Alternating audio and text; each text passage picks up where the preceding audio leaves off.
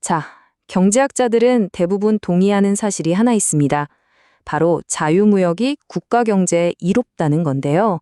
그런데 이상하죠? 왜 세상은 끊임없이 무역 문제로 싸우는 걸까요? 오늘 이 오래된 정치적 퍼즐을 함께 풀어보겠습니다. 그러니까 한쪽에는 자유무역이 가져다주는 분명한 경제적 이득이 있고요. 다른 한쪽에는 그걸 거부하는 보호주의라는 정치적 현실이 있는 겁니다. 이건 뭐 경제학과 정치학의 가장 큰 역설 중 하나죠. 자, 그 싸움의 한가운데로 한번 들어가 보겠습니다. 자, 이 싸움을 제대로 이해하려면요. 우선 그 기본 원리부터 알아봐야겠죠. 도대체 왜 이론적으로는 이 자유무역이라는 게 그렇게나 강력한 논리를 갖게 되는 걸까요? 핵심 아이디어는 생각보다 아주 간단해요. 각자 제일 잘 만드는 거에만 집중하는 거예요. 그리고 그걸 서로 바꾸는 거죠. 그러면 어떻게 될까요? 네, 바로 전체 파이가 커지는 겁니다. 다시 말해, 시장을 활짝 열면 효율성이 극대화되고 결국에는 경제 전체가 이득을 본다는 그런 이야기입니다. 자, 그럼 여기서 한번 보시죠. 이 그래프가 정말 중요한 걸 보여주거든요. 한 나라가 수입품에 관세라는 세금을 딱 붙이면 어떻게 될까요? 물론 정부는 세금을 걷어서 좋고 또 국내 생산자는 경쟁이 줄어드니 좋겠죠? 하지만 소비자는 더 비싼 값을 치러야 합니다. 결국 전체적으로 따져보면 이득보다 손해가 더 커져서 자종 손실이라는 게 생겨나요. 말 그대로 경제의 한 조각이 그냥 허공으로 사라져버리는 셈이에요. 그러니까 핵심은 이겁니다. 당장은 일부 국내 생산자들이 보호받아서 좋아하는 것처럼 보일 수 있어요. 하지만 나라 전체로 보면 우리 모두가 결국 더 비싼 값에 물건을 사게 되는 거예요. 자유무역을 했을 때보다 경제의 효율성은 떨어지고 결국 그 보이지 않는 비용은 우리 모두의 주머니에서 나가는 거죠. 자, 그럼 여기서 바로 그 질문이 나오는 겁니다. 이렇게 손해라는 걸 뻔히 아는데 도대체 왜 정부는 계속 관세를 매기는 걸까요? 그쵸. 여기서부터는 이제 단순한 경제 논리만으로는 설명이 안 됩니다. 순수 경제학의 세계를 떠나서 이제 복잡한 정치의 세계로 한번 들어가 봐야 합니다. 네, 이렇게 명확한 경제 논리가 있는데도 왜 현실은 반대로 갈까요? 그 이유는 많은 경우에 이 정치적인 계산이 경제적인 합리성을 그냥 눌러버리기 때문입니다. 그럼 그 정치적인 논리가 대체 뭔지 한번 들여다보겠습니다. 물론 보호무역을 주장하는 쪽에도 나름의 논리가 있습니다.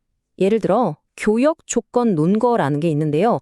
이건 뭐냐면 미국처럼 경제 규모가 아주 큰 나라가 관세를 딱 매기면 오히려 수입품의 국제가격 자체가 떨어져서 자기 나라의 이득이 될 수 있다는 주장이에요. 하지만 이건 굉장히 위험한 줄타기 같은 겁니다. 상대방도 가만히 있지 않을 테니 자칫하면 바로 무역전쟁으로 번질 수 있거든요. 그렇다면 이런 복잡한 경제학 논쟁이 아니라면 현실에서 무역정책을 움직이는 진짜 힘은 뭘까요? 그 답은 의외로 간단한 곳에 있을 수 있습니다. 바로 정치인들이 어떻게 행동하는지 그 방식 자체를 들여다봐야 한다는 거죠. 여기에 한 가지 이론이 있습니다. 중위 투표자 모형이라는 건데요. 아주 쉽게 말해서 정치인들의 가장 큰 목표는 뭐죠? 네, 바로 선거에서 이기는 겁니다. 그러다 보니 아주 확고한 자유무역 지지자나 반대자가 아닌 딱 중간에 있는 가장 많은 수의 유권자들 입맛에 맞는 정책을 선택하게 된다는 거죠. 하지만 이것보다 아마 더 현실을 잘 설명하는 이론이 있을 겁니다. 바로 집단행동의 문제인데요. 이 개념을 한마디로 요약한 정말 기가 막힌 문장이 있습니다. 바로 이거죠. 보호주의의 혜택은 소수에게 집중되는 반면 그 비용은 다수에게 널리 퍼진다. 이게 무슨 말이냐면요. 한번 상상해 보세요. 특정 산업, 예를 들어 철강 산업을 보호해달라고 외치는 소수의 기업들은 정말 절실합니다. 자기들 생존이 걸렸으니까요. 그래서 똘똘 뭉쳐서 아주 시끄럽게 목소리를 내죠. 하지만 그 때문에 우리가 자동차를 살 때, 냉장고를 살 때 몇만 원씩 더 내게 되는 수백만 명의 소비자들은 어떨까요? 사실 잘 느끼지도 못하고 그걸 반대하자고 굳이 뭉치지도 않죠. 바로 이겁니다. 결국 시끄러운 소수의 이익이 조용한 다수의 손해를 듣고 관철되는 거죠. 자, 이런 문제가 한 나라 안에서만 일어나는 게 아닙니다. 나라와 나라 사이에서도 똑같이 발생하죠. 각자 자기 나라 이익만 챙기려다 보니까 이게 전 세계적인 문제가 된 거예요. 그래서 인류는 이걸 해결하려고 오랫동안 노력해 왔습니다. 바로 협상을 통해서, 그리고 모두가 지킬 규칙을 만들어서 말이죠. 이게 바로 그 유명한 죄수의 딜레마 상황입니다. 이 표를 한번 보세요. 미국과 일본 두 나라 모두 자유무역을 하면 둘 다 10만큼의 이익을 얻어서 가장 좋습니다. 그런데 만약 미국이 우리만 보호무역해야지 하고 배신하면 혼자 20을 먹고 일본은 마이너스 10 손해를 보죠. 일본도 마찬가지고요. 그럼 서로를 못 믿게 되면 어떻게 될까요? 둘 다 에라 모르겠다, 우리도 보호무역이다 해버리는 겁니다. 결과는 둘 다 마이너스 5씩 손해를 보는 최악의 상황으로 치닫게 되는 거죠.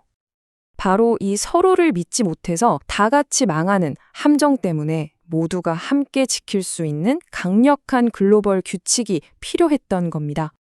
그래서 이 죄수의 딜레마를 깨기 위한 기나긴 여정이 시작된 겁니다. 2차 세계대전이 끝나고 가트라는 체제가 만들어졌고요. 이걸 시작으로 수십 년 동안 정말 지루하고 힘든 협상을 수없이 거치면서 점차 지금 우리가 아는 글로벌 무역 규칙의 틀을 만들어 온 거죠. 그리고 그 정점이 바로 1995년에 만들어진 세계무역기구 WTO입니다. WTO는 단순히 관세만 다루는 곳이 아니에요. 우리가 쓰는 서비스나 영화나 음악 같은 지적재산권까지 지금의 국제상거래 거의 모든 분야에 대한 법적인 규칙을 만들고 또 나라들끼리 싸움이 나면 그걸 해결해주는 시스템까지 갖춘 말 그대로 세계무역의 컨트롤 타워인 셈이죠. 이렇게 해서 우리는 거대한 규칙의 시대를 열었지만 그렇다고 싸움이 끝난 건 아닙니다. 경제적 합리성과 정치적 이해관계 사이에 이 아슬아슬한 줄다리기는 지금 이 순간에도 계속되고 있거든요. 그리고 이건 우리에게 정말 중요한 질문 하나를 던집니다. 기후변화나 팬데믹 같은 새로운 도전들 앞에서 우리가 수십 년간 힘들게 쌓아올린 이 무역의 규칙들은 과연 잘 버텨낼까요? 아니면 서서히 무너지기 시작할까요? 어쩌면 세계 경제의 미래가 바로 그 질문에 대한 답에 달려 있는지도 모릅니다.